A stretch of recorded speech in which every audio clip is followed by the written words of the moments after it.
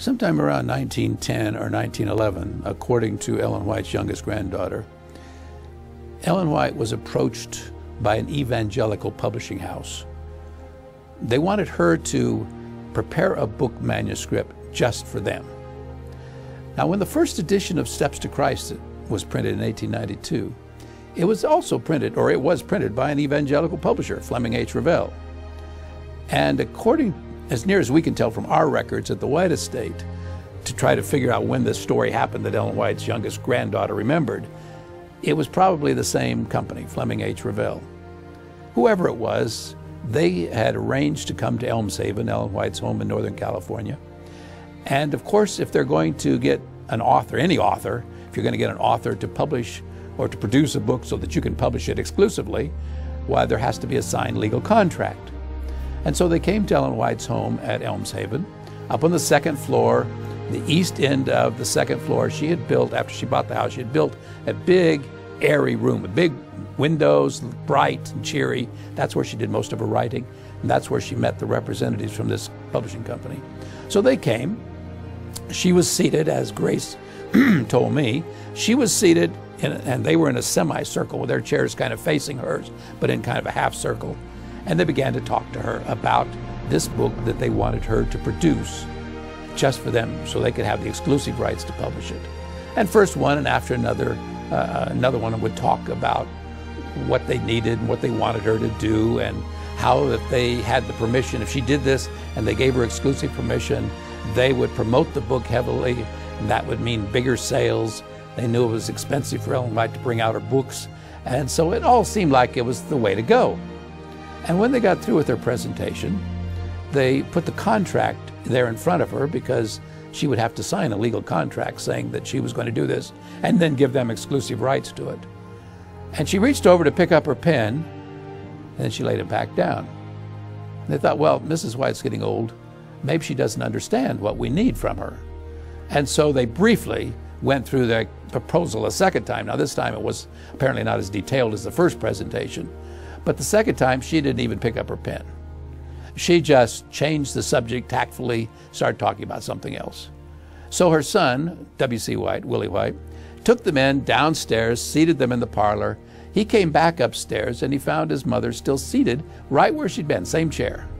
And he knelt down next to her and he said, "Mother, you understand why these men are here?" "Yes."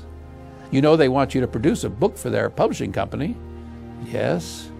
"Well, you know, if you're going to do that, you need to sign that contract they brought." He said, "In fact, I thought you were going to sign it. You picked up the pen and then you laid it back down. Why is that?" She said, "Willie, as I picked up that pen to sign that contract, I saw an angel standing behind the men gesturing. And I know I'm not to sign that contract. I don't know why, but I know I'm not to sign that contract." Well, Willie knew that if an angel had indicated to his mother not to sign the contract, those men could sit downstairs in the parlor for 6 months or a year, and they were not going to get a signature on the contract. So he went down and told them thank you for coming, but that his mother was not going to be producing the book for them. Now, what Ellen White did not understand then is very obvious today. Any Ellen White book can be published by any Adventist publishing house anywhere in the world. If she'd given exclusive rights to this non-Adventist publisher for that one book, we would have had to deal, as a church, we would have had to deal with that publishing house or its successor anytime we wanted to print that book. And God didn't want that. It just is one little reminder of how important Ellen White's books are to God, and therefore they should be that important also to us.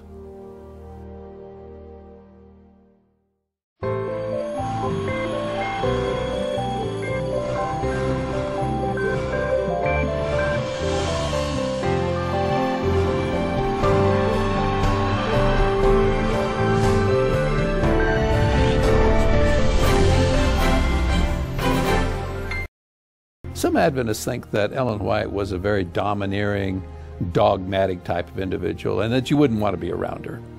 Well, let me just tell you one story about how she accomplished what she wanted, and it certainly was not a dogmatic way of going about it. If you have read Ellen White's health message, the message, that's not her health message really, the message that God gave her for this church, you know that one thing she was shown is that we should have fresh air, lots of fresh air. Especially back in the days before there was air conditioning, you should have your windows open, get fresh air. Well, she was preaching on this particular occasion, the Sabbath morning, in Healdsburg, California. And it was in the spring, and everybody was afraid if they had any fresh air, if the windows were open, they would all catch a cold and they would die. So all the windows were closed. But now, of course, Ellen White believed in fresh air. She slept with her windows open in her own home, and so she gets up to preach. And the elderly lady that was there that day that told me this story said, Sister White said nothing about fresh air. She just began to preach. She said after a while, she stopped in her sermon, and she said, I wonder if the deacons would mind opening the windows on this side of the church.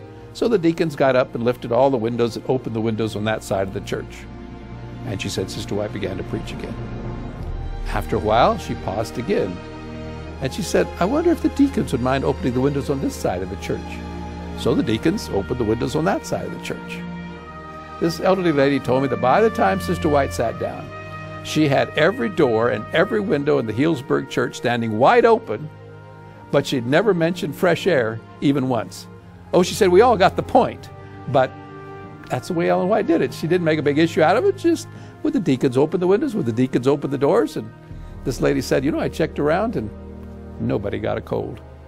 And we all had fresh